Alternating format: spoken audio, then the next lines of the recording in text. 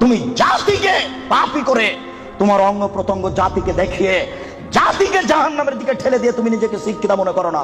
ভুল হিসাব তোমার বিদ্যাকে কবর দিতে এসেছি, তুমি মনে রেখো। তোমার মুখ দেখলে পাপ হয়, তোমার হাত দেখলে পাপ হয়, তোমার পা দেখলে পাপ হয়, তোমার শরীর দেখলে পাপ হয়, তোমার চুল দেখলে পাপ হয়, তোমার গোটা দেহটাই হচ্ছে অন্যের জন্য পাপের বস্তু। এই ছেলে, তোমার বাপ তোমার বোনকে দিয়ে জাতিকে পাপী করে তোমার বাপ যেন তাহাজ্জুদ পড়ে জান্নাত কিনতে না চাই, বলে গেলাম তোমাকে। আর তোমার বোনকে বলে গেলাম, তোমার বোনের সাথে আমার অনেক কথা আছে, তোমার সাথে কথা আছে।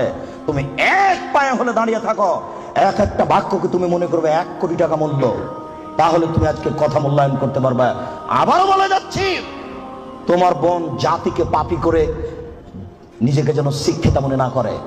এই ছেলে, তোমার বোন জাতিকে পাপী করে যেন নিজেকে শিক্ষিত মনে না করে। ও শিক্ষিতা নয়, ও বন্য, ও বর্বর, ও অসভ্য, ও অশিক্ষিতা। তোমার বোনকে যদি আমি বন্য অশিক্ষিতা প্রমাণ করতে না পারি, আমি জাতির সামনে বক্তব্য দেব না। তোমাকে বক্তব্যের সূচনাতে আর একটা কথা বলে যাচ্ছি, শোনো। আবু হুরায়রা রাদিয়াল্লাহু তাআলা আনহু বলেন, সিনফানে মিন উম্মতি ফিন্নার, আমার উম্মতের 2 শ্রেণীর মানুষ জাহান্নামে যাবে, লা মারাহুমা, আমি তাদের দেখিনি। আবার শোনো সম্মানিত মুরব্বী, একটু দেখুন, আল্লাহ নবী বলছেন আমার 2 শ্রেণীর মানুষ জাহান্নামে যাবে, আমি তাদের দেখিনি। আমার উম্মতের 2 শ্রেণীর মানুষ জাহান্নামে যাবে, আমি তাদের দেখিনি। আমার উম্মতের 2 শ্রেণীর মানুষ জাহান্নামে যাবে, আমি তাদের দেখিনি। তার 1 শ্রেণীর মানুষ তুমি, আর 1 শ্রেণীর মানুষ তোমার বোন। তোমার বাপকে প্রথমে নাকচ করেছি, প্রথমে বলেছি 3 শ্রেণীর মানুষ জান্নাতে যাবে না, মনে আছে কি? 3 শ্রেণীর মানুষ জান্নাতে যাবে না, তার মধ্যে তোমার বাপ আছে। এবার তোমাকে নাকচ করছি, তারপরে তোমার বোনকে নাকচ করার পরে আলোচনা করব। শুনুন, রাসূল সাল্লাল্লাহু আলাইহি ওয়াসাল্লাম বলেন, আমার উম্মতের 1 শ্রেণীর মানুষ হবে মাহম সিয়াতুন, তাদের হাতে থাকবে লাঠি, কাজনাবিল বাকারে, গাভীর লেজের মতো। আমার উম্মতের 1 শ্রেণীর মানুষ হবে, তাদের হাতে থাকবে লাঠি, গাভীর লেজের মতো। গাভীর লেজের মতো মানে একদিক মোটা একদিক চিকন। গাভীর লেজের মতো মানে একদিক মোটা একদিক চিকন। আমার উম্মতের 1 শ্রেণীর মানুষ হবে, তাদের হাতে থাকবে লাঠি, গাভীর লেজের মতো। এজরে মুনাবিহা, তারা তা দিয়ে মানুষকে মারবে। এই ছেলে, তুমি ঢাকা বিশ্ববিদ্যালয়ে ভর্তি হয়েছো, তোমাকে দেখছি তুমি লাঠি নিয়ে ছুটে যাচ্ছ। তোমার আগে আগে কিছু লোক পালিয়ে চলে যাচ্ছে, তোমার হাতে লাঠি কাপুরুষ। তুমি এখানে কি বিদ্যা শিক্ষা অর্জন করতে এসেছো? তুমি চোর, তুমি ডাকাত, তুমি শয়তান। তোমার ভিতরে কে বিদ্যা রয়েছে? তোমাকে যদি আমি মূর্খ প্রমাণ করতে না পারি, আমি জাতির সামনে বক্তব্য দেব না। তোমার হাতের কান লাঠি, তুমি বলো। তুমি এসেছো চাঁপাইনবাবগঞ্জ থেকে পড়াশোনার জন্য, তোমার হাতে কেন লাঠি? কি দেখাতে চেয়েছো তুমি? বলো কি তুমি, তোমার হাতে কেন লাঠি? তুমি মানুষকে মারো দিন রাত, তোমাকে দেখতে পাচ্ছি পেপার পত্রিকায়। শোনো, মুহাম্মদ সাল্লাল্লাহু আলাইহি ওয়াসাল্লাম বলেছেন তুমি জাহান্নামী। মুসলিম, মুসলিম মানে আম গাছে জাম ধরতে পারে, ধরে না। অমাবস্যার রাতে চাঁদ উঠতে পারে, উঠে না। শুয়ের ছিদ্র দিয়ে লাঙ্গলের ফাল ঢুকতে পারে, ঢোকে না। শুয়ের ছিদ্র দিয়ে লাঙ্গলের ফাল ঢুকে যেতে পারে, আম গাছে জাম ধরে যেতে পারে, অমাবস্যার রাতে চাঁদ উঠে যেতে পারে, এগুলো ঘটে যেতে পারে। যেই কথা বলছি সেই কথাতে সন্দেহ আছে বলে কিয়ামত পর্যন্ত চেষ্টা করলে সরিষা ঢোকানো যাবে না। যা বলছি তাই থাকবে, তার নাম মুসলিম। তোমার হাতে কেন লাঠি? তুমি জাহান্নামী। এই কথা মুহাম্মদ সাল্লাল্লাহু আলাইহি ওয়াসাল্লাম 1450 বছর পূর্বে বলেছেন। তোমার কথা শেষ করলাম, এবার তোমার বোন। দেখো, আমি অনুবাদক। দেখো তো, মনে হচ্ছে যে তোমাকে আর তোমার বোনকে আর তোমার মাকে দেখে দেখে আল্লাহ নবী বলছেন, অথচ আল্লাহ নবী বলছেন যে ওরা জাহান্নামী, ওদের আমি দেখিনি। ওরা জাহান্নামী, ওদের আমি দেখিনি। ওরা জাহান্নামী, ওদের আমি দেখিনি। 2 নিসাউন, মহিলা, কাসিয়াতুন, কাপড় পরে থাকবে, আর এতুন, উলঙ্গ। দেখো তো তোমার বোনের সাথে মিল খাই কিনা। আমি আবার অনুবাদ করি, নিসাউন, মহিলা, কাসিয়াতুন, কাপড় পরে থাকে, আর এতুন, উলঙ্গ। কাপড় পরে উলঙ্গ হয়, এ কথা মুহাম্মদ সাল্লাল্লাহু আলাইহি ওয়াসাল্লাম বলছেন। তুমি এখন বুঝো সেটা কেমন। তুমি দেখতে পাও না? একটু আগে সূচনাতে বললাম, তোমার বোনের গেঞ্জি জাতীয় পায়জামাটা তুমি দেখো না, তোমার বাপ দেখে না। বাপ বেটা কি লজ্জা বেঁচে খেয়েছ? তোমার বোন কি লজ্জা বেঁচে খেয়েছে?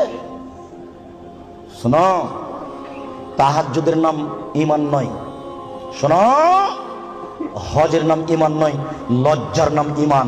আল্লাহ রাসূল বলছেন, আল হায়া মিনাল ঈমান ওয়াল ঈমান ফিল জান্নাহ। লজ্জাই হচ্ছে ঈমান, ঈমানই হচ্ছে জান্নাত। লজ্জাই হচ্ছে ঈমান, ঈমানই হচ্ছে জান্নাত।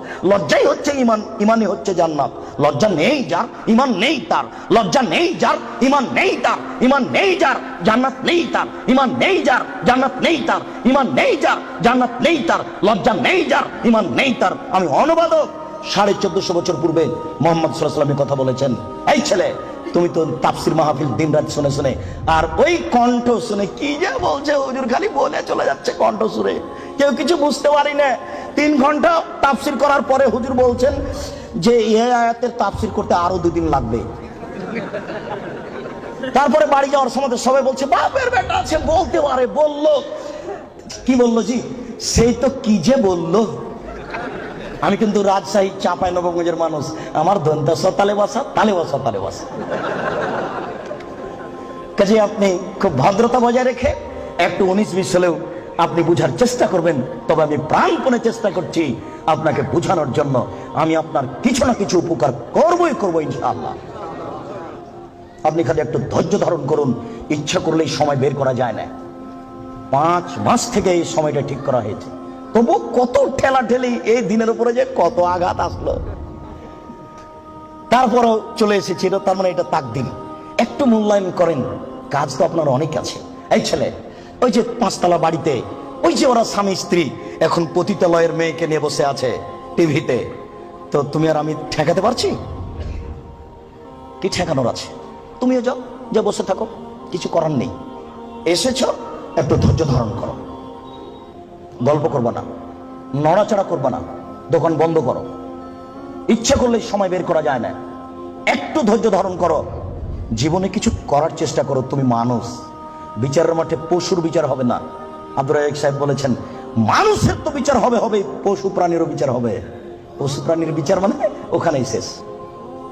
একটা সিংওয়ালা ছাগল যদি একটা অসিংওয়ালা ছাগলকে গুতা মেরে থাকে, তা আল্লাহ রাসূল বলছেন আল্লাহ তাআলা অসিংওয়ালা ছাগলকে সিং দিয়ে বলবেন, এই সেই ছাগল, তোমার সিং দিয়ে দিয়েছি, তুমি এখন গুতা মেরে না। তারপরে বিচার শেষ। তার জাহান্নাম জান্নাত নেই। মানুষের জাহান্নাম জান্নাত আছে। একটু ধৈর্য ধারণ করুন, বোকামির পরিচয় দিয়েন না। ইচ্ছা করলেই সময় বের করা যায় না। আপনি কথাকে মূল্যায়ন করুন। এই ছেলে, কথা শেষ করছি, অংশে তুমি শোনো। তুমি জাহান্নামী, এই কথা আল্লাহর নবী বলেছেন। তোমার হাতে লাঠি, গাভীর লেজের মতো তুমি মানুষকে মারো। তোমার বোন জাহান্নামী। তোমার বোনকে আল্লাহ নবী বলছেন নিসাউন, মহিলা, কাসিয়াতুন, কাপড় পরে থাকে, আরিয়াতুন, উলঙ্গ, মমিল হাতুন, ওরা পুরুষকে নিজের দিকে আকৃষ্ট করে। ওই যে দেখো তোমার বোন এখনো ওই যে যাচ্ছে, ঠোঁটে লিপস্টিক দেওয়া আছে। ওকে বলো যে তোমার নাম কি? ও বলে নাকি যে আমার নাম অলকা, আমার বাপের নাম গৌতম গুপ্ত, বলে নাকি? ওকে হিন্দুর মেয়ে, তোমার বাপ কি জবাব দিবে? তোমার বাপকে তাহাজ্জুদ পড়ে জান্নাত কিনতে বলিও কাপুরুষ। বল বুঝেছে তোমার বাপ আর তুমি, বল সিদ্ধান্ত, তোমার বাপ তাহাজ্জুদ পড়ে জান্নাত পাবে না। তোমাকে বারবার বলে যাচ্ছে, তুমি মনে রেখো। তোমার বোন এখনো ঠোঁটে লিপস্টিক দিয়ে বাজারে ঘুরছে।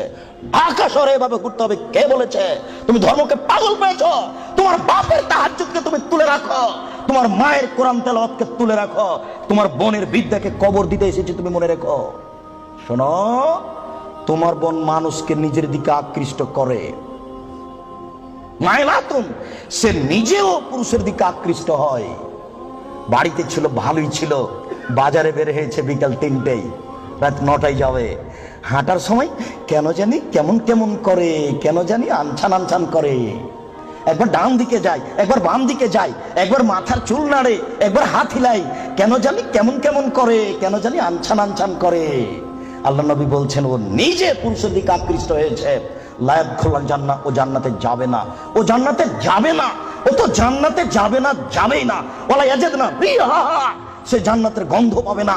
হাই না রিহা তুজাদু মিন মাসিরাতি কাদা ওয়া কাদা, এই জান্নাতের গন্ধ পাওয়া যায় 1 বছরের দূরত্ব পথ থেকে। এটা জান্নাত। এখানে একটা দ্রুতগামী ঘোড়া দৌড়াতে আরম্ভ করেছে। 1 বছর দৌড়িয়ে যত পথ যাবে, ওই পথের মাথাতে যদি কেউ দাঁড়াই, তাহলে ও জান্নাতের গন্ধ পাবে। তোমার বোন জান্নাতে তো যাবে না, যাবে না, জান্নাতের গন্ধও পাবে না।